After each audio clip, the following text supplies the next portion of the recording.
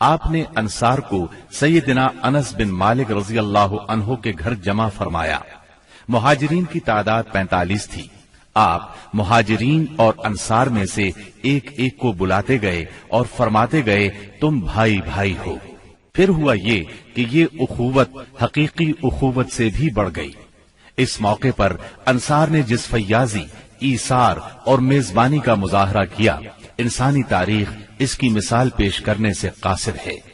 انصار نے مہاجر بھائیوں کی حیثیت مہمانوں کی نہ رہنے دی، بلکہ انہیں اپنی جائیداد اور کاروبار میں برابر کا حصے دار بنا لیا۔ اس طرح مہاجرین بہت جلد اپنے پیروں پر کھڑے ہو گئے۔ مہاجرین سے یہ انصار کی محبت ہی کا نتیجہ تھا کہ انہوں نے نبی صلی اللہ علیہ وسلم پر اپنے کھجوروں کے باغات پیش کیے کہ آپ ان باغات کو ان کے اور مہاجرین کے درمیان تقسیم کر دیں۔ آپ نے انکار فرمایا تو انصار نے مہاجرین سے کہا آپ لوگ کام کر دیا کریں، ہم پھلوں میں آپ لوگوں کو شریک کر لیں گے۔ آپ صلی اللہ علیہ وسلم نے اس تجویز کو پسند فرمایا۔ سیدنا سعد بن ربیع رضی اللہ عنہ بڑے مالدار انصاری تھے۔ انہوں نے اپنے مہاجر بھائی سیدنا عبد الرحمن بن عوف رضی اللہ عنہ سے کہا میرا مال آدھا آدھا تقسیم کر لو، میری 2 بیویاں ہیں، دیکھو جو تمہیں پسند ہو مجھے بتلا دو، میں اسے طلاق دے دیتا ہوں، عدت گزر جائے تو اس سے شادی کر لینا۔ یہ سن کر سیدنا عبد الرحمن بن عوف رضی اللہ عنہ نے فرمایا اللہ آپ کے اہل اور مال میں برکت دے، مجھے آپ بازار کا راستہ بتا دیں۔ انہوں نے بنو قینقاع کے بازار کا پتہ بتلا دیا۔ یہ بازار چلے گئے، محنت مزدوری کی، واپسی پر ان کے پاس کچھ فاضل پنیر اور گھی تھا۔ پھر تھوڑے ہی دن گزرے تھے کہ انہوں نے مال بھی کمایا اور ایک انصاری عورت سے شادی بھی کی۔ مدینے میں مسلمانوں کے علاوہ 2 اور جماعتیں بھی تھیں۔ یہ دونوں جماعتیں ہر لحاظ سے مسلمانوں سے مختلف تھیں۔ ان کا عقیدہ، دین، مصلحتیں، ضروریات، جذبات اور احساسات بالکل مسلمانوں کے خلاف تھے، اور یہ دونوں جماعتیں تھیں مشرکین اور یہود کی۔ چنانچہ نبی اکرم صلی اللہ علیہ وسلم نے ایک عہد و پیمان مسلمانوں کے مابین کرایا اور ایک دوسرا عہد و پیمان مسلمانوں اور مشرکین نیز مسلمانوں اور یہود کے درمیان کرایا، اور اس بارے میں ایک تحریر بھی لکھی گئی جس کے خاص خاص نکات یہ ہیں۔ نمبر 1، قریش اور یثرب کے مومنین و مسلمین اور ان کے ماتحت ہو کر ان کے ساتھ ملنے والے اور جہاد کرنے والے بقیہ لوگوں سے الگ ایک امت ہیں۔ نمبر 2، ان کی دیت کی ادائیگی اور قیدی کی رہائی اہل ایمان کے درمیان سابق دستور کے مطابق ہوگی، اور یہ فدیے اور دیت میں اہل ایمان کی مدد کریں گے۔ نمبر 3، یہ لوگ مفسد، ظالم اور باغی کے خلاف ایک ہاتھ ہو کر اٹھیں گے، چاہے وہ ان کی اپنی اولاد ہی کیوں نہ ہو۔ نمبر 4، کوئی مومن کسی مومن کو کافر کے بدلے قتل نہیں کرے گا اور نہ کسی مومن کے خلاف کسی کافر کی مدد کرے گا۔ نمبر 5، اللہ کا ذمہ ایک ہے، لہذا ایک معمولی آدمی کا دیا ہوا ذمہ بھی سارے مسلمانوں پر لاگو ہوگا۔ نمبر 6، جو یہود مسلمانوں کے پیروکار ہو جائیں ان کی مدد کی جائے گی اور وہ دوسرے مسلمانوں کی طرح ہوں گے۔ نمبر 7، مسلمانوں کی صلح ایک ہوگی۔ نمبر 8، جو کسی مومن کو قصدن قتل کر دے اس سے قصاص لیا جائے گا، سوائے اس صورت کے کہ مقتول کے ولی راضی ہو جائیں، اور اہل ایمان پر ضروری ہے کہ سب قاتل کے خلاف اٹھ کھڑے ہوں۔ نمبر 9، کسی مومن کے لیے حلال نہیں کہ کسی ہنگامہ برپا کرنے والے یا بدعتی کی مدد کرے یا اسے ٹھکانہ مہیا کرے۔ نمبر 10، ان کے درمیان کسی بات میں اختلاف ہو تو اسے اللہ اور اس کے رسول کی طرف لوٹایا جائے گا۔ اس عہد و پیمان کے علاوہ نبی اکرم صلی اللہ علیہ وسلم نے مختلف اوقات اور موقعوں پر مسلمانوں سے اسلامی اخوت کا حق بھی بیان فرمایا۔ انہیں آپس میں تعاون، مدد، اتحاد و یگانگت، غم گساری اور خبر گیری کی ترغیب دی، یہاں تک کہ یہ اخوت تاریخ کی انتہائی بلندیوں تک پہنچ گئی۔ باقی رہے مشرکین تو ان کا معاملہ اور تھا۔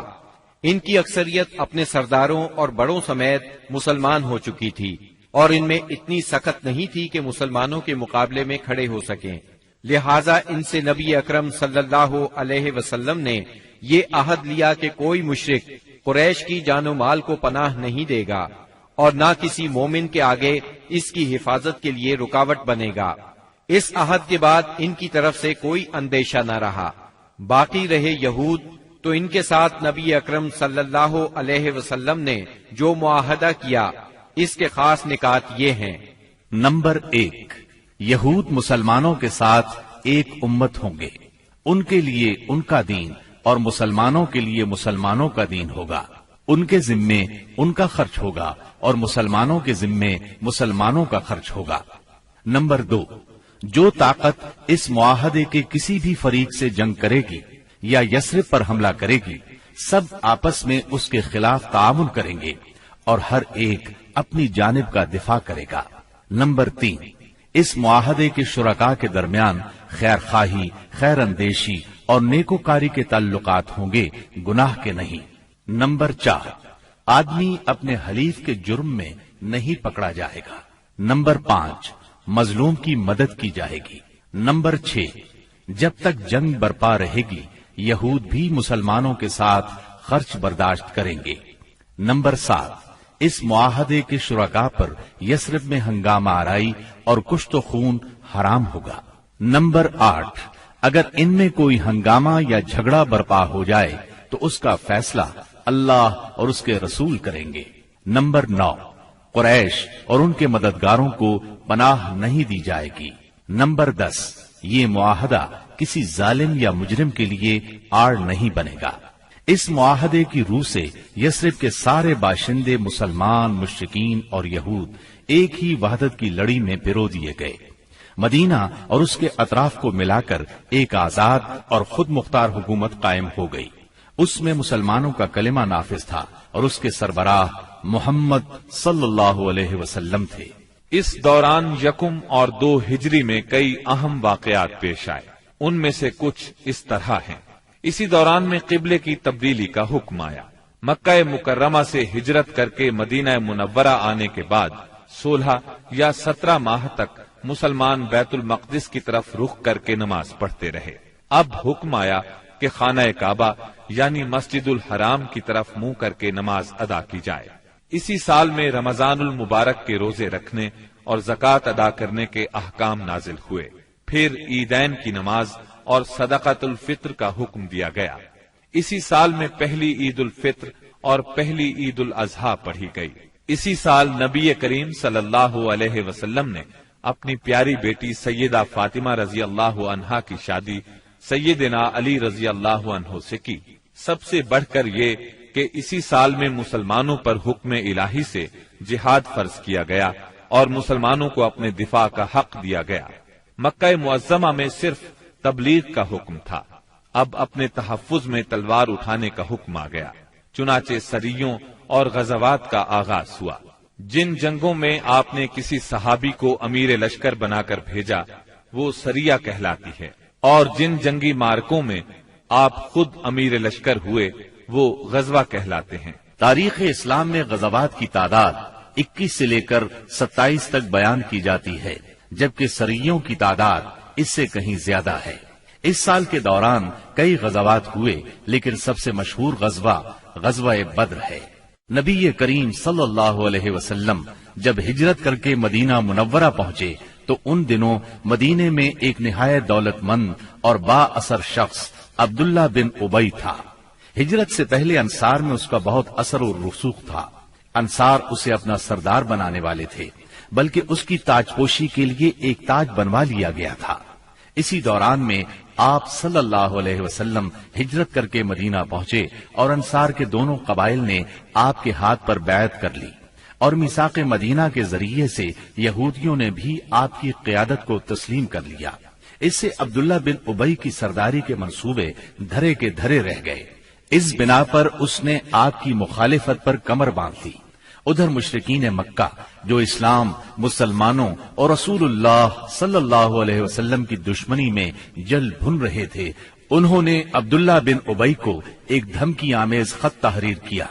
اس خط میں انہوں نے 2 ٹوک الفاظ میں لکھا: آپ لوگوں نے ہمارے صاحب کو پناہ دے رکھی ہے، اس لیے ہم اللہ کی قسم کھا کر کہتے ہیں یا تو آپ لوگ اس سے لڑائی کریں یا اسے نکال دیں، یا پھر ہم اپنی پوری جمعیت کے ساتھ آپ لوگوں پر چڑھائی کر کے آپ کے سارے جنگجوؤں کو قتل کر دیں گے اور آپ کی عورتوں کی حرمت پامال کر دیں گے۔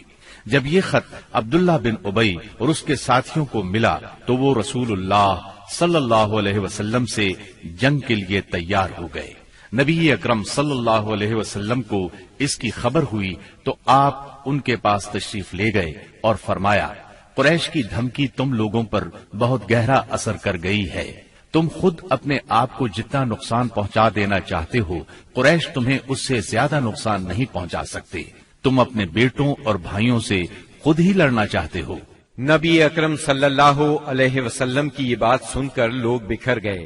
اس وقت تو عبداللہ بن ابی جنگ کے ارادے سے باز آ گیا، کیونکہ اس کے ساتھی ڈھیلے پڑ گئے تھے یا بات ان کی سمجھ میں آ گئی تھی، لیکن حقیقت میں قریش کے ساتھ اس کے تعلقات خفیہ طور پر قائم رہے، کیونکہ مسلمانوں اور مشرکین کے درمیان شر اور فساد کا کوئی موقع وہ ہاتھ سے جانے نہیں دینا چاہتا تھا۔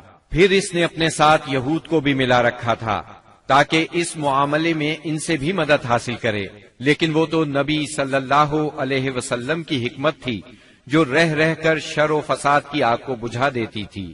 مسلمانوں کی ہجرت اور مدینے میں ان کی کامیابی سے کفار مکہ بہت تل ملا رہے تھے اور مدینے پر چڑھائی کے بہانے ڈھونڈ رہے تھے۔ رسول اللہ صلی اللہ علیہ وسلم کے بڑھتے ہوئے اقتدار اور اسلام کی اشاعت نے مکہ میں ابو جہل اور ابو سفیان کو سخت بے چین کر دیا تھا۔ یہی کیفیت مدینے میں عبداللہ بن ابی کی تھی۔ اس نے قریش کے حوصلے بڑھائے اور انہیں یقین دہانی کرائی کہ اگر تم نے مدینے پر دھاوا بولا تو یہودی تمہارا ساتھ دیں گے۔ مسلمان جب سے مدینہ آئے تھے خطرات بڑھتے جا رہے تھے اور ان کے سروں پر منڈلا رہے تھے۔ یہی وجہ تھی کہ مسلمانوں نے راتوں کو جاگ جاگ کر مدینے کا پہرا دیا۔ ادھر قریش نے مدینے کو تباہ و برباد کرنے کا ارادہ کر لیا۔ اس غرض کے لیے انہوں نے کئی قبائل کو اپنا ہم نوا بنا لیا۔ چنانچہ جب نبی صلی اللہ علیہ وسلم کو خبر ہوئی تو آپ نے دو تدابیر اختیار کی۔ پہلی یہ کہ قریش کی شامی تجارت بند کر دی جائے تاکہ وہ مجبور ہو کر مدینے پر حملہ آور ہونے کا ارادہ ترک کر دیں۔ دوسرے یہ کہ مدینے کے آس پاس کے قبیلوں سے امن و امان کا معاہدہ کیا جائے تاکہ قریش جنگ مسلط کریں تو انہیں غیر جانبدار رکھا جا سکے۔ جب اللہ تعالی کی طرف سے جہاد اور قتال کی اجازت دی گئی تو رسول اللہ صلی اللہ علیہ وسلم نے کئی ایک سرایہ بھیجے اور غزوات میں حصہ لیا۔ ان کی مختصر تفصیل کچھ یوں ہے۔ اس سلسلے میں پہلا سریہ جو رسول اللہ صلی اللہ علیہ وسلم نے بھیجا وہ سریہ سیف البحر کہلاتا ہے۔ اسے آپ نے رمضان یکم ہجری بمطابق مارچ 623 عیسوی میں بھیجا اور اپنے چچا سیدنا حمزہ بن عبد المطلب رضی اللہ عنہ کو اس سریے کا امیر بنایا اور 30 مہاجرین کو ان کے زیر کمان شام سے آنے والے ایک قریشی قافلے کا پتہ لگانے کے لیے روانہ فرمایا۔ اس قافلے میں 300 آدمی تھے جن میں ابو جہل بھی تھا۔ مسلمان ایس کے اطراف میں ساحل سمندر کے پاس پہنچے تو قافلے کا سامنا ہو گیا اور دونوں فریق جنگ کے لیے صف آرا ہو گئے۔ قریب تھا کہ جنگ ہو جاتی لیکن قبیلہ جوہینہ کے سردار نے بیچ بچاؤ کرا دیا۔ دونوں فریق واپس چلے گئے۔ یہ اسلامی تاریخ کا پہلا سریہ اور پہلا فوجی عمل تھا۔ اس کا جھنڈا سفید تھا اور یہ اسلامی تاریخ کا پہلا جھنڈا تھا۔ اس کے علم بردار سیدنا ابو مرصد کناز بن حسین غنوی رضی اللہ عنہ تھے۔ اس کے بعد پے در پے سریے روانہ کیے گئے۔ چنانچہ شوال یکم ہجری میں سیدنا عبیدہ بن حارث رضی اللہ عنہ کو 60 مہاجرین کے ساتھ بطن رابغ کی وادی میں بھیجا گیا۔ وہاں ابو سفیان سے سامنا ہوا جو 200 آدمیوں کے ساتھ تھا۔ دونوں طرف سے تیر چلے لیکن جنگ نہ ہوئی۔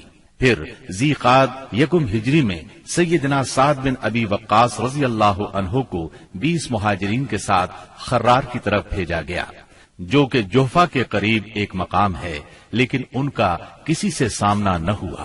اس کے بعد سفر 2 ہجری میں 70 مہاجرین کے ساتھ رسول اللہ صلی اللہ علیہ وسلم خود نکلے اور ابوا یا ودان تشریف لے گئے۔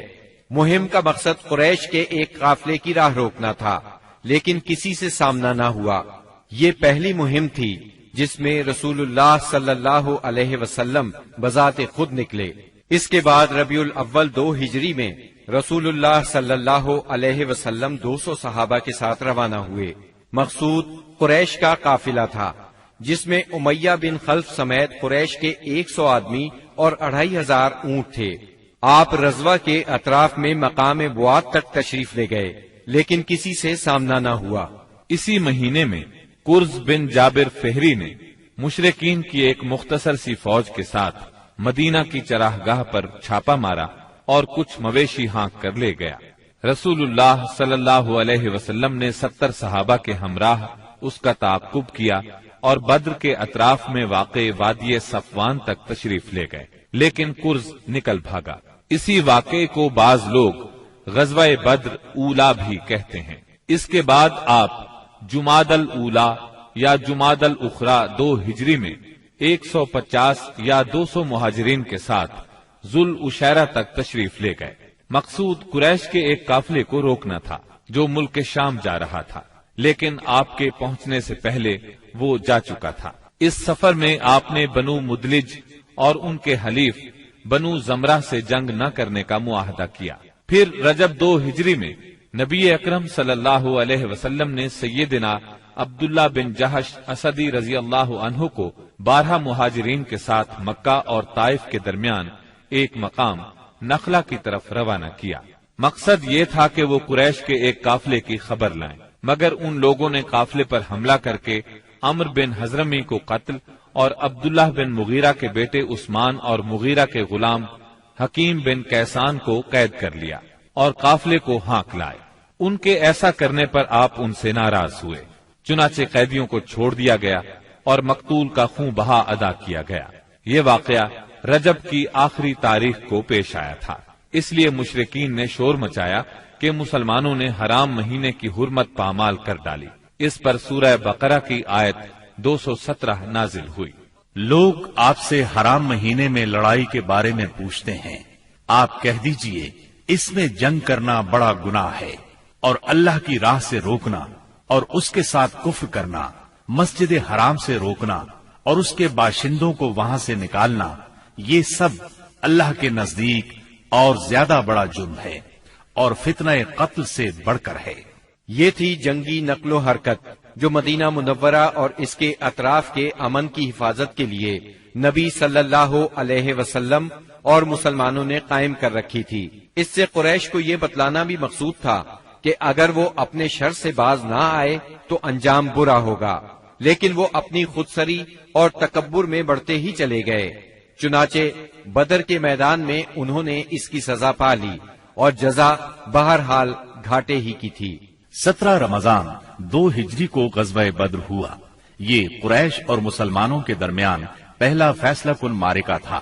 اس کا سبب یہ ہوا کہ رسول اللہ صلی اللہ علیہ وسلم جس قافلے کے لیے ذوالعشیرہ تک تشریف لے گئے تھے اور وہ بچ کر شام چلا گیا تھا، آپ صلی اللہ علیہ وسلم اس کی طاق میں تھے اور اس کی خبر لانے کے لیے آپ نے شام کے مقام ہورا تک طلحہ بن عبید اللہ اور سعید بن زید رضی اللہ عنہما کو بھیجا۔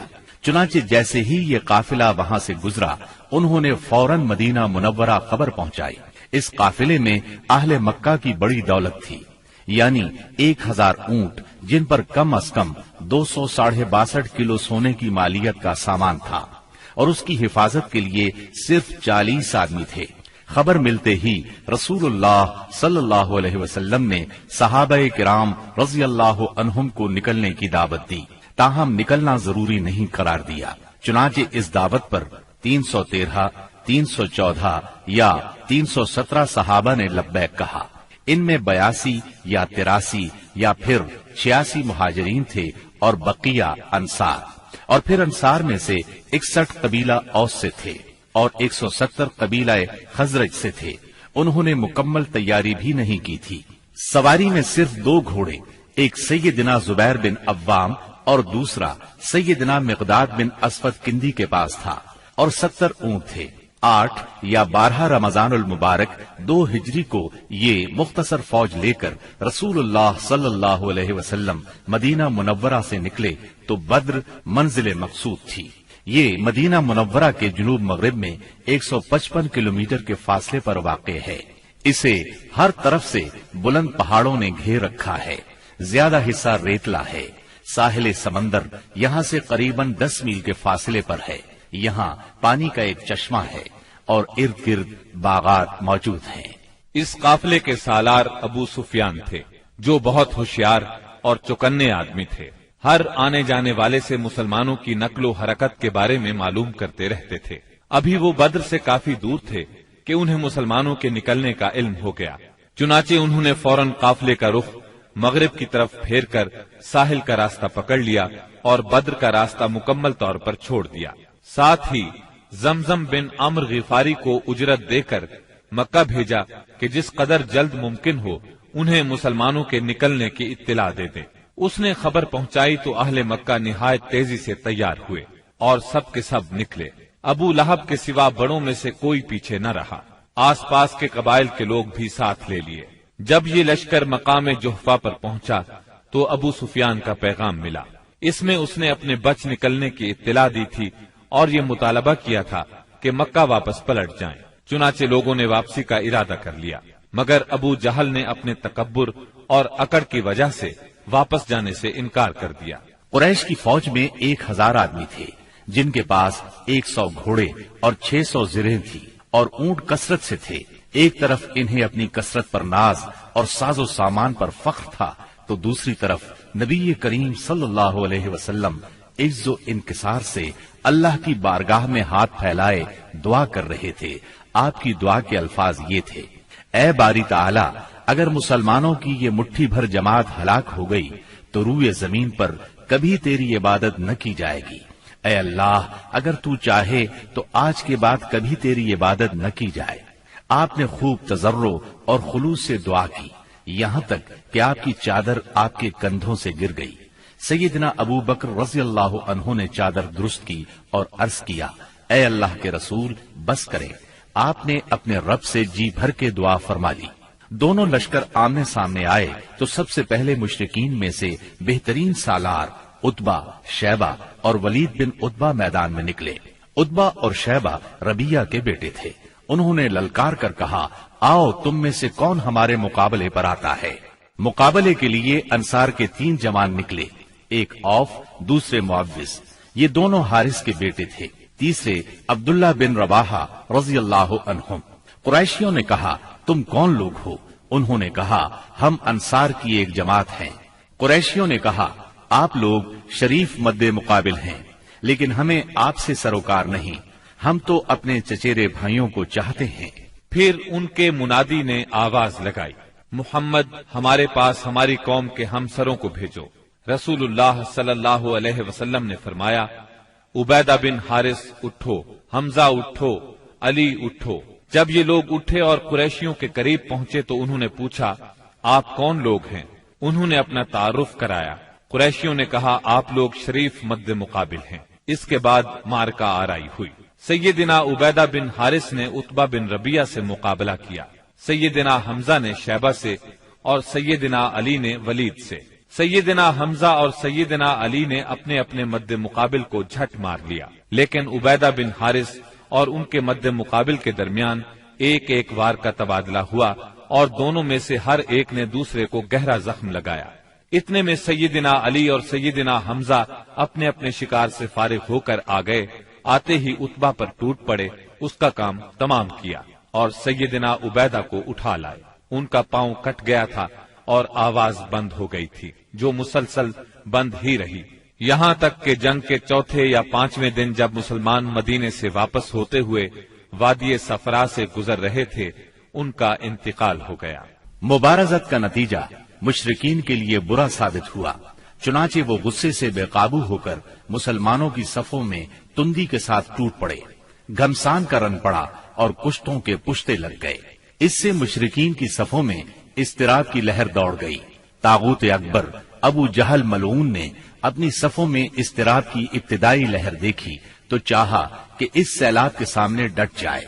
चुनाचे वो अपने लश्कर को ललकारता हुआ तकब्बुर के साथ कहने लगा, लात व उज़्ज़ा की कसम, हम उस वक्त तक वापस नहीं होंगे जब तक इन्हें रस्सियों में न जकड़ लें। देखो, तुम्हारा कोई आदमी इनके किसी आदमी को कत्ल न करे, बल्कि इन्हें पकड़ो और गिरफ्तार करो ताकि हम इनको इस हरकत का मजा चखाएं। लेकिन उसे इस गुरूर की हकीकत का बहुत जल्द पता लग गया, क्योंकि चंद ही लम्हे बाद मुसलमानों के हमले की तुंदी के सामने मुशरिकीन की सफ़ें फटना शुरू हो गईं। अलबत्ता अबू जहल अब भी अपने गिर्द मुशरिकीन का एक गौल लिए जमा हुआ था। इस गौल ने अबू जहल के चारों तरफ तलवारों की बाढ़ और नेजों का एक जंगल कायम कर रखा था, लेकिन गैरतमंद मुसलमानों के इस्लामी हुजूम की आंधी ने उस बाढ़ को भी बिखेर दिया और उस जंगल को भी उखेड़ दिया। इसके बाद ये तागूत अकबर दिखाई पड़ा। मुसलमानों ने देखा कि वो एक घोड़े पर चक्कर काट रहा है। इधर उसकी मौत 2 अंसारी जवानों के हाथों उसका खून चूसने की मुंतजिर थी। तागूत अकबर अबू जहल के कत्ल का इबरतनाक वाकया बयान करते हुए अब्दुर्रहमान बिन औफ रजी अल्लाह अन्हु फरमाते हैं कि मैं जंग बद्र के रोज सफ के अंदर था कि अचानक मुड़ा तो क्या देखता हूँ कि दाएं बाएं 2 नौ उम्र जवान हैं। गोया उनकी मौजूदगी से मैं हैरान हो गया कि इतने में एक ने अपने साथी से छुपाकर मुझसे कहा, चचा जान, मुझे अबू जहल को दिखला दीजिए। मैंने कहा, भतीजे तुम उसे क्या करोगे? उसने कहा, मुझे बताया गया है कि वो रसूलुल्लाह सल्लल्लाहु अलैहि वसल्लम को गाली देता है। उस जात की कसम जिसके हाथ में मेरी जान है, अगर मैंने उसको देख लिया तो मेरा वजूद उसके वजूद से अलग न होगा, यहाँ तक कि हम में से जिसकी मौत पहले लिखी है वो मर जाए। वो कहते हैं, मुझे इस पर ताज्जुब हुआ।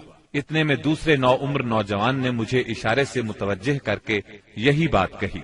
उनका बयान है कि मैंने चंद ही लम्हों बाद देखा कि अबू जहल लोगों के दरमियान चक्कर काट रहा है। मैंने कहा, अरे देखते नहीं, ये रहा तुम दोनों का शिकार जिसके बारे में तुम मुझसे पूछ रहे थे।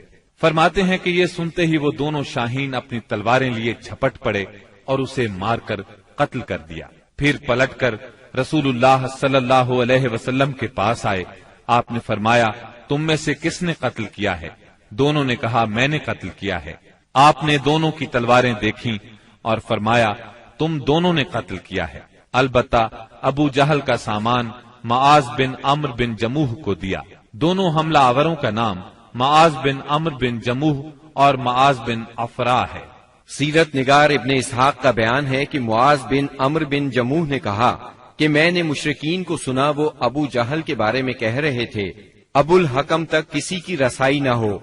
मुआज बिन अम्र कहते हैं कि जब मैंने ये बात सुनी तो उसे अपने निशाने पर ले लिया और उसकी समत जमा रहा। जब गुंजाइश मिली तो मैंने हमला कर दिया और ऐसी जरब लगाई कि उसका पांव निस्फ पिंडली से उड़ गया। वल्लाह, जिस वक्त ये पांव उड़ा है तो मैं उसकी तशबीह सिर्फ उस गुठली से दे सकता हूँ जो मूसल की मार पड़ने पर झटक कर उड़ जाए। कहते हैं कि इधर मैंने अबू जहल को मारा और उधर उसके बेटे इकरमा ने मेरे कंधे पर तलवार चलाई, जिससे मेरा हाथ कटकर मेरे बाजू के चमड़े से लटक गया और लड़ाई में मुखिल होने लगा। मैं इसे अपने साथ घसीटते हुए सारा दिन लड़ा, लेकिन जब वो मुझे अजियत पहुंचाने लगा तो मैंने इस पर अपना पांव रखा और इसे जोर से खींचकर अलग कर दिया। इसके बाद अबू जहल के पास मुअव्विज बिन अफरा पहुंचे। वो जख्मी था। उन्होंने इसे ऐसी जरब लगाई कि वो वहीं ढेर हो गया, सिर्फ सांस आती जाती रही। इसके बाद मुअव्विज बिन अफरा खुद भी लड़ते हुए शहीद हो गए। जब मारिका खत्म हो गया तो रसूलुल्लाह सल्लल्लाहु अलैहि वसल्लम ने फरमाया, कौन है जो देखे कि अबू जहल का अंजाम क्या हुआ?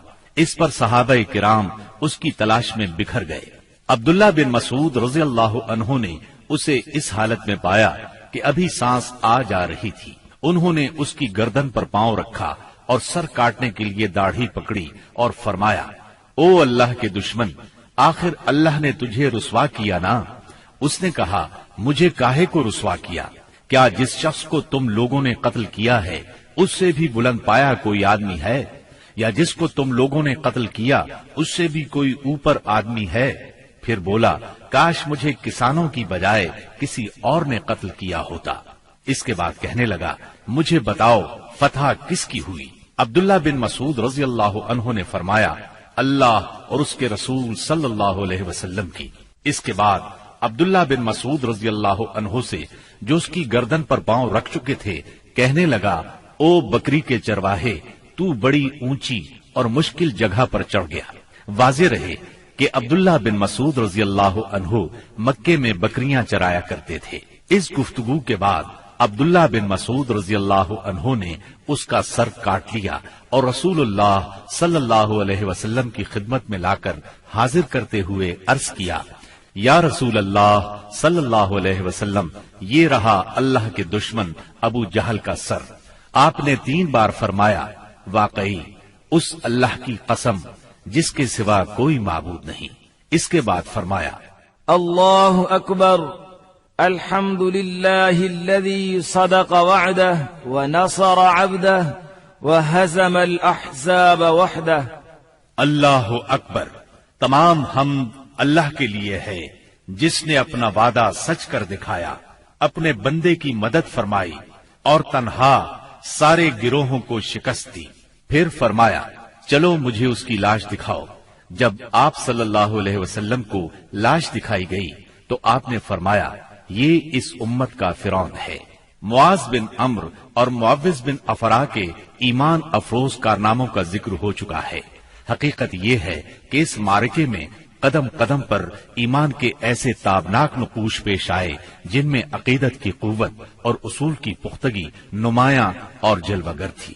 اس معرکے میں باپ اور بیٹے میں، بھائی اور بھائی میں صف آرائی ہوئی، اصولوں کے اختلاف پر تلواریں بے نیام ہوئیں اور مظلوم و مقہور نے ظالم و قاہر سے ٹکرا کر اپنے غصے کی آگ بجھائی۔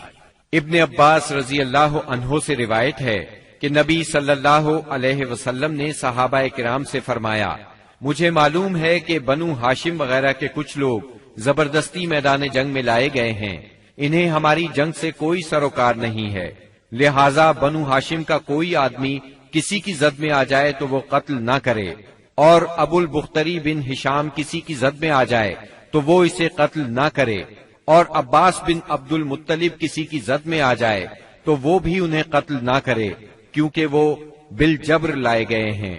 اس پر عتبہ کے صاحبزادے ابو حذیفہ رضی اللہ عنہ نے کہا کیا ہم اپنے باپ بیٹوں، بھائیوں اور کنبے قبیلے کے لوگوں کو قتل کریں گے اور عباس کو چھوڑ دیں گے؟ اللہ کی قسم اگر اس سے میری مٹ بھیڑ ہو گئی تو میں اسے تلوار کی لگام پہنا دوں گا۔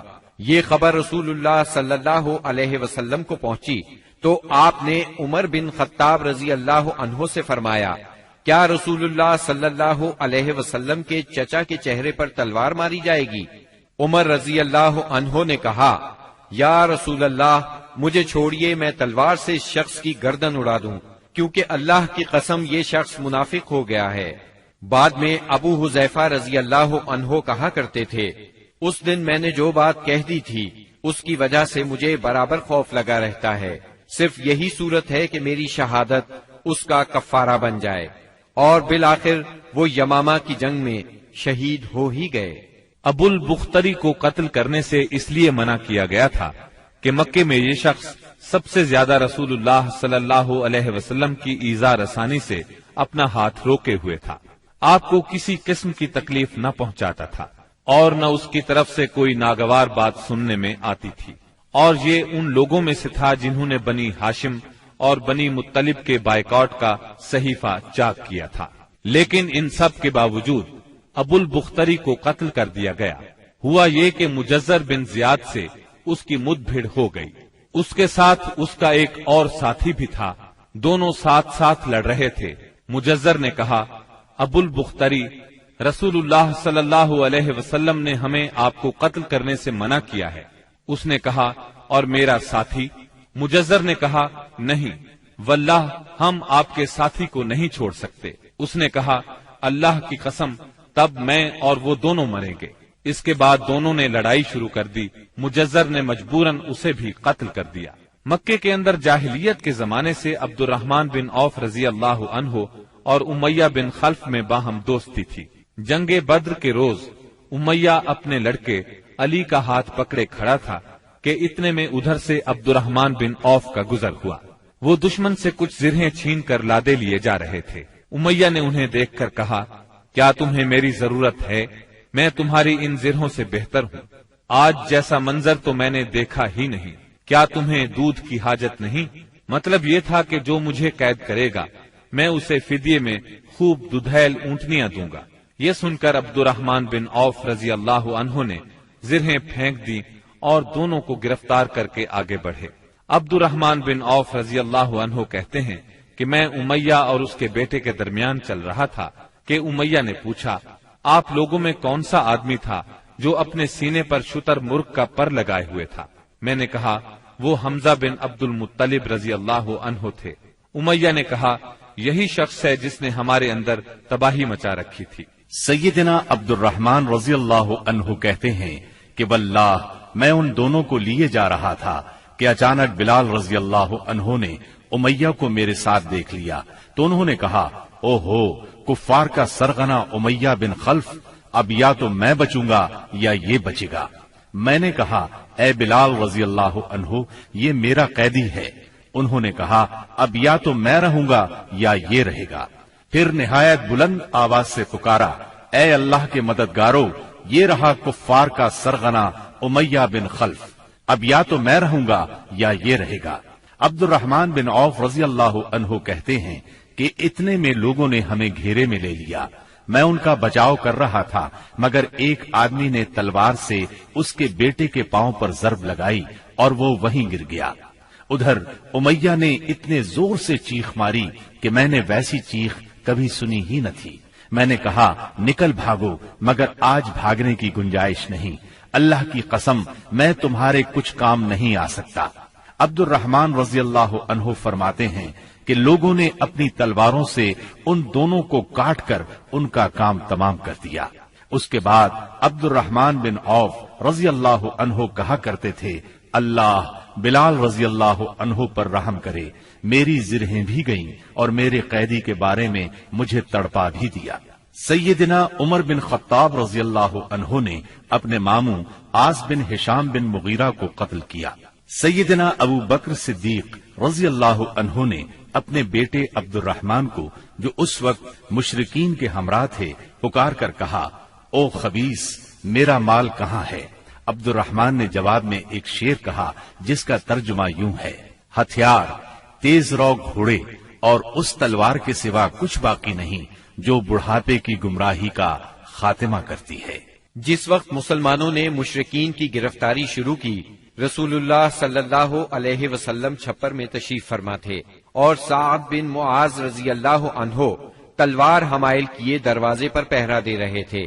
رسول اللہ صلی اللہ علیہ وسلم نے دیکھا کہ سعد رضی اللہ عنہ کے چہرے پر لوگوں کی اس حرکت کا ناگوار اثر پڑ رہا ہے۔ آپ نے فرمایا، اے سعد، ایسا محسوس ہوتا ہے کہ تم کو مسلمانوں کا یہ کام ناگوار ہے۔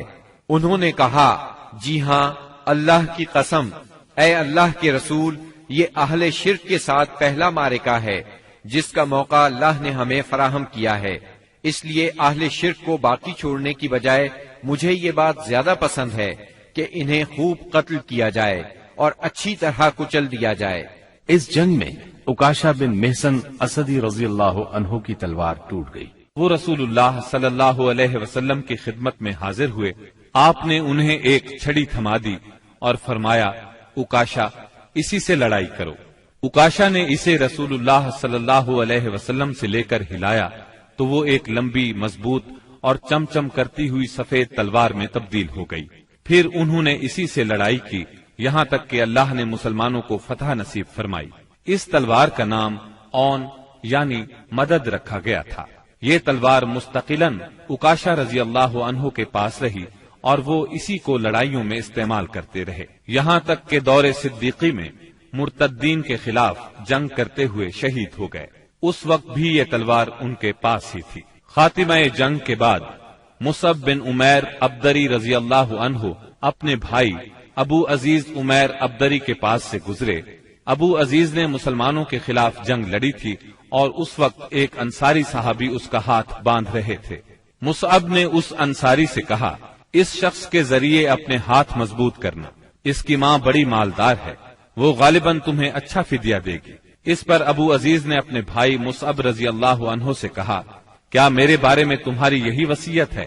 مصعب رضی اللہ عنہ نے فرمایا، ہاں، تمہاری بجائے یہ انصاری میرا بھائی ہے۔ جب مشرکین کی لاشوں کو کنویں میں ڈالنے کا حکم دیا گیا اور عتبہ بن ربیعہ کو کنویں کی طرف گھسیٹ کر لے جایا جانے لگا تو رسول اللہ صلی اللہ علیہ وسلم نے اس کے صاحبزادے ابو حذیفہ رضی اللہ عنہ کے چہرے پر نظر ڈالی، دیکھا تو غمزدہ تھے، چہرہ بدلا ہوا تھا۔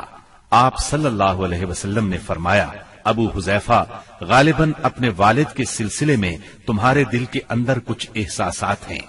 انہوں نے کہا، نہیں واللہ یا رسول اللہ، میرے اندر میرے باپ کے بارے میں اور ان کے قتل کے بارے میں ذرا بھی لرزش نہیں، البتہ میں اپنے باپ کے متعلق جانتا تھا کہ ان میں سوجھ بوجھ ہے، دور اندیشی اور فضل و کمال ہے، اس لیے میں آس لگائے بیٹھا تھا کہ یہ خوبیاں انہیں اسلام تک پہنچا دیں گی، لیکن اب ان کا انجام دیکھ کر اور اپنی توقع کے خلاف کفر پر ان کا خاتمہ دیکھ کر مجھے افسوس ہے۔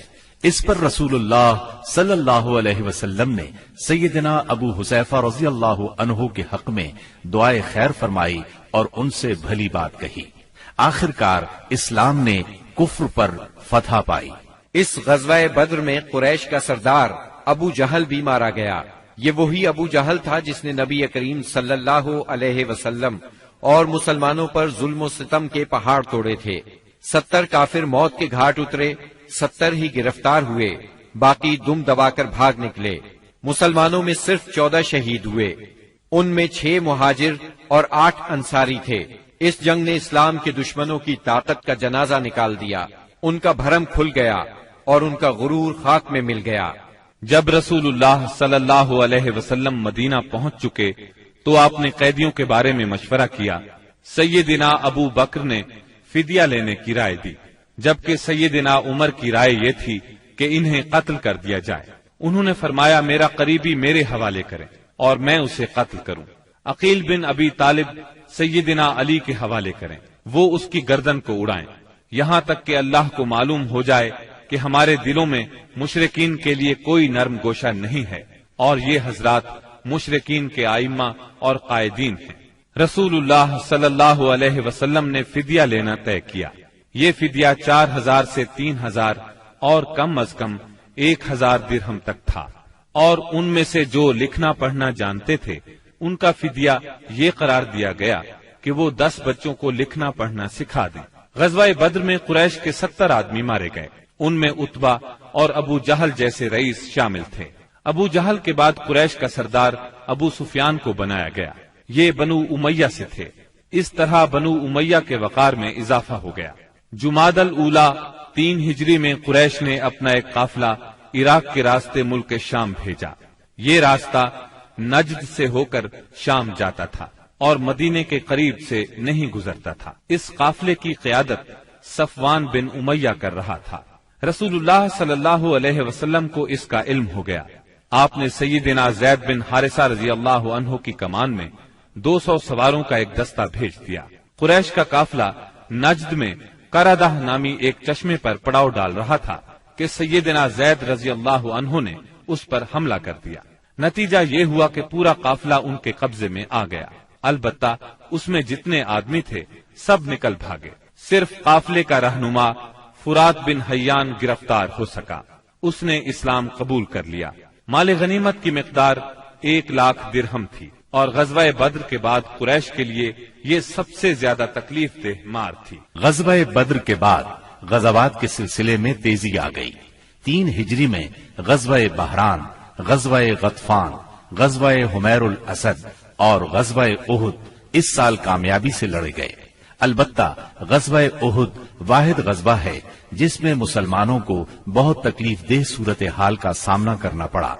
اپنی ایک غلطی کی وجہ سے وقتی طور پر شکست کا منہ دیکھنا پڑا۔ بدر میں ذلت آمیز شکست اور قریش کے بڑے بڑے سرداروں کے قتل کے بعد مکہ معظمہ کے ہر گھر میں کوہرام مچ گیا۔ اب قریش کے سردار ابو سفیان تھے، ان کی یہ ذمہ داری تھی کہ وہ غزوہ بدر کے مقتولین کا انتقام لیں۔ चुनाचे मुशरिकीन ने बद्र से वापसी पर मन्नत मानी कि वो जब तक मुसलमानों से बद्र का इंतकाम नहीं लेंगे गुस्ले जनाबत नहीं करेंगे। एक रोज अबू जहल का बेटा इकरमा मकतूलीन के रिश्तेदारों को साथ लेकर अबू सुफियान के पास गया और कहा, मोहम्मद ने हमारी कौम को फना कर दिया है। अब हमने तहैया कर लिया है कि मुसलमानों का नाम सफ़े हस्ती से हरफे गलत की तरह मिटाकर दम लेंगे। इस तरह कुरैश के शोला फिशां शायरों ने इंतकाम की आग को खूब हवा दी। इस तरह सारा अरब गोया आतिश फिशां बन गया। उधर मुसलमान भी ये बात अच्छी तरह जानते थे कि कुरैश मक्का अपने 70 सरदारों का इंतकाम जरूर लेंगे। चुनाचे मुसलमान कुफ्फारे मक्का की सरगर्मियों से बाखबर रहने की पूरी कोशिश कर रहे थे। शव्वाल 3 हिजरी में रसूलुल्लाह सल्लल्लाहु अलैहि वसल्लम को इत्तला मिली कि कुरैश का लश्कर मदीना मुनव्वरा की तरफ बढ़ रहा है और उसकी तादाद 3000 है। इस पर आपने सहाबाए किराम रजी अल्लाह अन्हुम से मशवरा किया। अक्सर मुहाजिरीन और तजर्बाकार सहाबा ने मशवरा दिया कि खवातीन को एक मोहल्ले में जमा कर दिया जाए और शहर के अंदर रहकर मुकाबला किया जाए। अब्दुल्ला बिन उबई मुनाफिक ने भी यही राय दी, लेकिन नौजवान सहाबा के एक गिरोह ने इस बात पर इसरार किया कि शहर से निकलकर दुश्मन का मुकाबला किया जाए। दरअसल ये नौजवान सहाबा कम उम्र होने की वजह से गज़वा-ए बद्र में शिरकत नहीं कर सके थे, इसलिए उन पर जोश तारी था। नबी अकरम सल्लल्लाहु अलैहि वसल्लम घर तशरीफ लाए और जिराह पहनकर बाहर तशरीफ ले गए। अब लोगों को निदामत महसूस हुई कि क्यों शहर से बाहर जाकर लड़ने का मशवरा दिया। चुनाचे उन्होंने कहा, अगर आप पसंद फरमाएं तो शहर में रहकर दुश्मन से मुकाबला किया जाए। जवाब में आपने फरमाया, रसूल को ज़ेबा नहीं कि हथियार पहनकर बगैर किताल के उतार दे। चुनाचे आप 1000 का लश्कर लेकर मदीना मुनव्वरा से निकले। इसके बाद नबी सल्लल्लाहु अलैहि वसल्लम ने लश्कर को 3 हिस्सों में तकसीम किया। मुहाजिरीन का दस्ता, इसका परचम सैयदना मुसअब बिन उमैर रज़ियल्लाहु अन्हु को अता किया।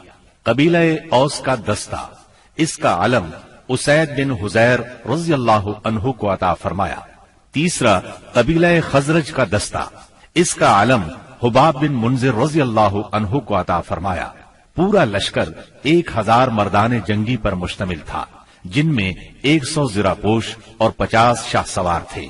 सैयदना इब्ने उम्मे मक्तूम रज़ियल्लाहु अन्हु को इस काम पर मुकर्रर फरमाया कि वो मदीने के अंदर रह जाने वाले लोगों को नमाज पढ़ाएंगे। इसके बाद कूच का ऐलान फरमाया और लश्कर ने शिमाल का रुख किया। सैयदना साद बिन मुआज और साद बिन उबादा रज़ियल्लाहु अन्हुमा ज़िरा पहने नबी सल्लल्लाहु अलैहि वसल्लम के आगे आगे चल रहे थे। रात उहुद और मदीने के दरमियान बसर की। तुलूए फज्र से कुछ पहले आप फिर चल पड़े और मकाम शौक पहुंचकर नमाज फज्र अदा की। इसी जगह से अब्दुल्ला बिन उबई मुनाफिक अपने 300 साथियों के साथ अलग हो गया। उसने ये कहते हुए मदीना मुनव्वरा का रुख किया, आपने हमारी राय को कोई अहमियत नहीं दी, इसलिए हम वापस जाते हैं। इस बगावत और वापसी के बाद रसूलुल्लाह सल्लल्लाहु अलैहि वसल्लम ने बाकी मानदा लश्कर को लेकर, जिसकी तादाद 700 थी, दुश्मन की तरफ कदम बढ़ाया। दुश्मन का पड़ाव आपके और उहुद के दरमियान कई समत से हायल था, इसलिए आपने दरियाफ्त किया कि कोई आदमी है जो हमें दुश्मन के पास से गुजरे बगैर किसी करीबी रास्ते से ले चले।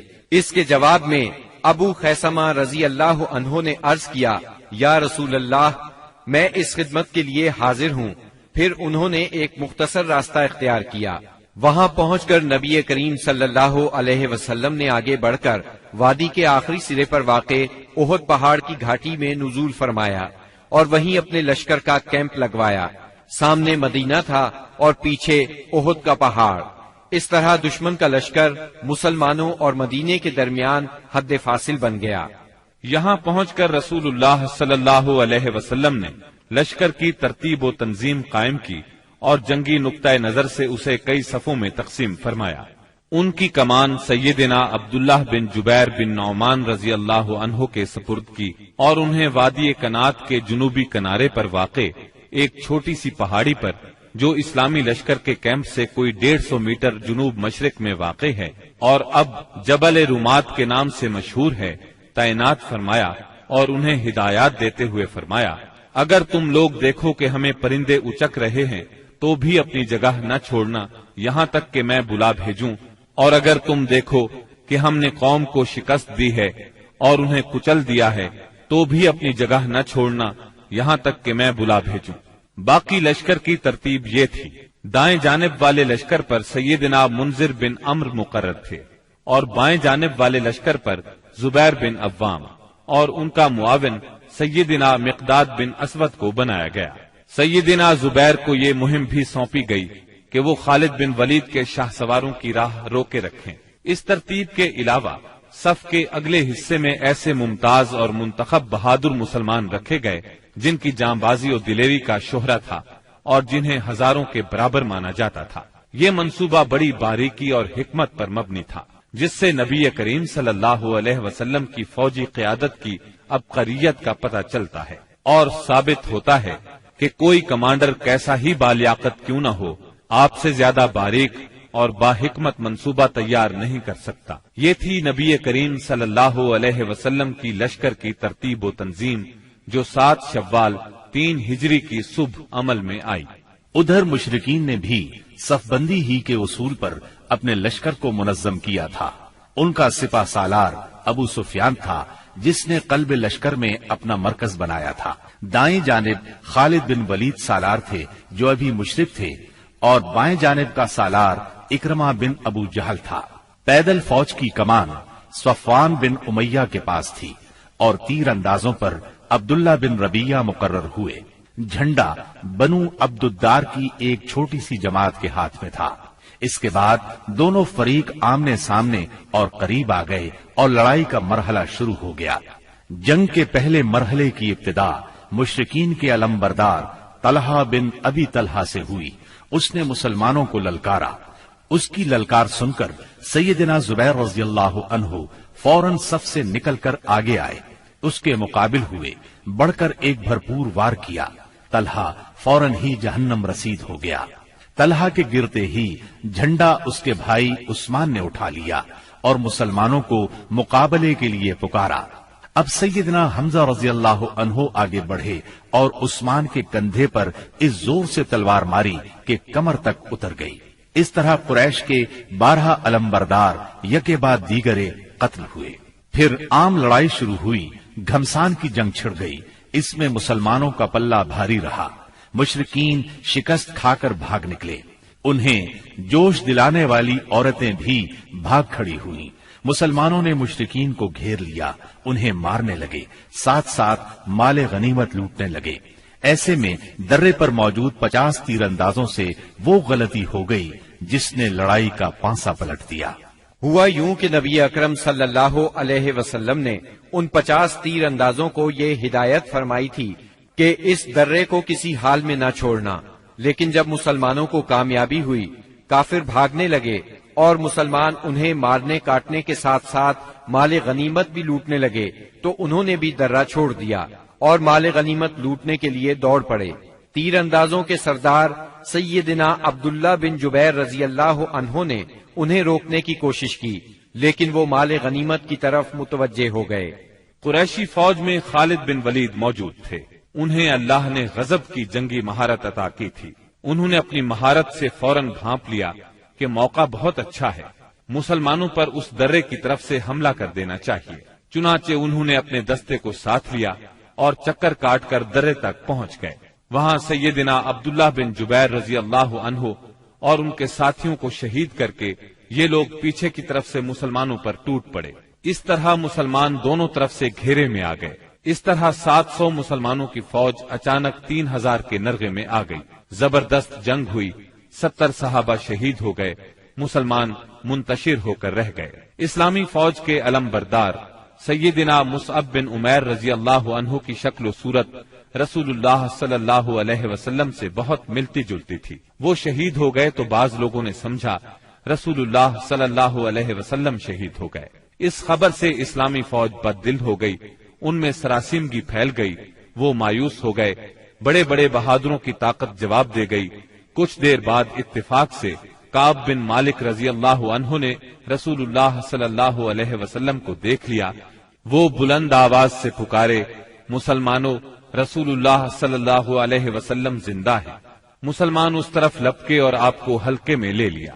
لڑائی کے دوران میں ایک پتھر آپ صلی اللہ علیہ وسلم کی پیشانی مبارک پر لگا، اس سے زرہ کی 2 کڑیاں آپ کی پیشانی میں دھس گئیں۔ ایک اور پتھر آ کر لگا، اس سے آپ کے 2 دانت شہید ہو گئے۔ مسلمانوں کے پھر پلٹ آنے پر آخر کافروں کو بھاگتے بنی۔ 70 مسلمانوں کی لاشیں خون اور مٹی میں لت پت پڑی تھیں۔ کفار نے انتقام کی آگ کو اس طرح ٹھنڈا کیا کہ ان میں سے اکثر کے ناک اور کان کاٹ لیے۔ آپ کے چچا سیدنا حمزہ رضی اللہ عنہ کی ناش کے بھی ناک کان کاٹ ڈالے گئے۔ سرور کائنات صلی اللہ علیہ وسلم نے چچا کی لاش دیکھی تو آپ دیدہ ہو گئے، تاہم صبر فرمایا۔ قریش مکہ کے لیے دعا فرمائی، اے اللہ میری قوم کو ہدایت فرما کیونکہ وہ مجھے نہیں جانتے۔ اس کے بعد آپ مسلمان زخمیوں اور شہیدوں کی خبر لینے کے لیے میدان میں تشریف لائے۔ بعض لوگ اس وقت تک بعض شہداء کو مدینے کی طرف لے چلے تھے۔ آپ نے انہیں حکم دیا کہ انہیں ان کی شہادت گاہوں میں واپس لایا جائے اور سارے شہداء کو غسل اور نماز جنازہ کے بغیر ان کے کپڑوں ہی میں دفن کیا جائے۔ آپ نے 2 اور 3 شہیدوں کو ایک ہی قبر میں دفن کیا، اور ایسا بھی ہوا کہ 2 شہیدوں کو ایک ہی کپڑے میں دفن کیا گیا۔ درمیان میں اسخر گھاس ڈال دی گئی۔ لحد میں اس شخص کو آگے کیا جسے قرآن زیادہ یاد تھا۔ آپ نے فرمایا، میں ان لوگوں کے بارے میں قیامت کے دن گواہی دوں گا۔ لوگوں نے سیدنا حنظلہ بن ابی عامر رضی اللہ عنہ کی لاش اس حالت میں پائی کہ وہ زمین سے اوپر اٹھی ہوئی تھی اور اس سے پانی ٹپک رہا تھا۔ رحمت دو عالم صلی اللہ علیہ وسلم نے فرمایا، فرشتے انہیں غسل دے رہے ہیں۔ ان کا واقعہ یہ ہے کہ ان کی نئی شادی ہوئی تھی، بیوی کے ساتھ ہی تھے کہ جنگ کی دعوت کانوں میں پڑی۔ وہ بیوی کو چھوڑ کر سیدھے میدان جنگ میں آ گئے، پھر حالت جنابت ہی میں لڑتے ہوئے شہید ہو گئے۔ چنانچہ فرشتوں نے انہیں غسل دیا، اس لیے انہیں غسیل الملائکہ کہا جاتا ہے۔ سیدنا حمزہ رضی اللہ عنہ کو اتنی چھوٹی چادر میں دفنا دیا گیا کہ اگر سر ڈھانکا جاتا تو پاؤں کھل جاتے تھے اور پاؤں ڈھانکے جاتے تو سر کھل جاتا تھا۔ چنانچہ پاؤں پر اذخر گھاس ڈال دی گئی۔ یہی صورتحال سیدنا مصعب بن عمیر رضی اللہ عنہ کے ساتھ پیش آئی۔ شہداء کے دفن اور ان کے لیے دعا کے بعد نبی اکرم صلی اللہ علیہ وسلم اور صحابہ کرام مدینے کی طرف چلے۔ راستے میں کچھ عورتیں ملی جن کے عزیز شہید ہوئے تھے۔ نبی صلی اللہ علیہ وسلم نے انہیں تسلی دی اور ان کے لیے دعا فرمائی۔ بنو دینار کی ایک خاتون آئی جن کے شوہر، بھائی اور باپ شہید ہو گئے تھے۔ جب انہیں ان کے عزیزوں کی شہادت کی خبر دی گئی تو بولی، رسول اللہ صلی اللہ علیہ وسلم کی کیا خبر ہے؟ انہیں بتایا گیا رسول اللہ صلی اللہ علیہ وسلم خیریت سے ہیں۔ وہ بولی، میں آپ کو دیکھنا چاہتی ہوں۔ لوگوں نے اشارے سے بتایا۔ جب ان کی نظر آپ پر پڑی تو بولی، کل مصیبت بعدک جلل، کہ آپ کے بعد ہر مصیبت ہیچ ہے۔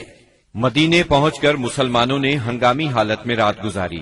جسموں پر زخم ہی زخم تھے، تھکن سے بدن چور چور تھے اور غم و الم کی کیفیت طاری تھی۔ اس کے باوجود وہ مدینے کا پہرا دیتے رہے اور رسول اللہ صلی اللہ علیہ وسلم کی پہرے داری کرتے رہے۔ ادھر رسول اللہ صلی اللہ علیہ وسلم نے محسوس کیا کہ دشمن کی نقل و حرکت پر نظر رکھنا ضروری ہے تاکہ وہ مدینے کا رخ کریں تو ان سے کھلے میدان ہی میں 2 ہاتھ کر لیے جائیں۔ چنانچہ صبح ہوئی تو آپ نے اعلان فرمایا، دشمن سے مقابلے کے لیے چلنا ہے اور صرف وہی آدمی جا سکتا ہے جو احد کی لڑائی میں شریک تھا۔ اس پر لوگوں نے کہا، ہم نے بات سنی اور مانی۔ چنانچہ سب لوگ مدینہ منورہ سے روانہ ہوئے۔ آپ نے 8 میل دور حمراء الاسد کے مقام پر پہنچ کر پڑاؤ ڈالا۔